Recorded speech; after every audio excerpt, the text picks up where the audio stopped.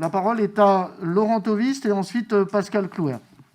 Oui, Monsieur le Président, d'abord, de manière extrêmement brève, d'abord, je suis effectivement fondamentalement d'accord avec ce qu'a dit Jacqueline Medren, je la remercie. Et je voudrais quand même relier cela à l'intervention d'Olivier Sixt, c'est ce que nous demandions.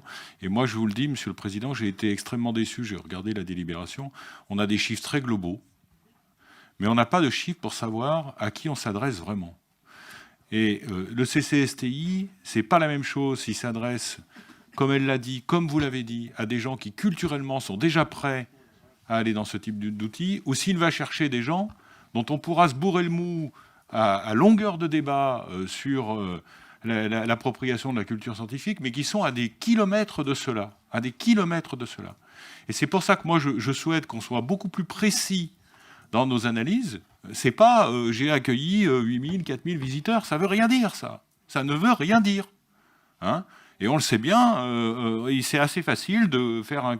Je partage totalement ce qu'elle a dit. Hein, c'est emmener des enfants dans un lieu une fois et pour dire, regardez, on a fait du chiffre, entre guillemets. Je ne dis pas que c'est ce que fait le CCSTI, mais voilà. Donc, c'est pas ça qu'il faut. Deuxième point, Madame Héranger, excusez-moi, mais si on veut commencer à faire des débats sur la culture et sur tout un tas de choses, la moindre des choses, c'est de commencer par se respecter les uns les autres. On ne commence pas une intervention en se moquant de la personne qui vient d'intervenir. On a parfaitement le droit de ne pas être d'accord. Et il y a des éléments de débat qui ont été posés. J'ai entendu la réponse du président. On a parfaitement le droit de ne pas être d'accord.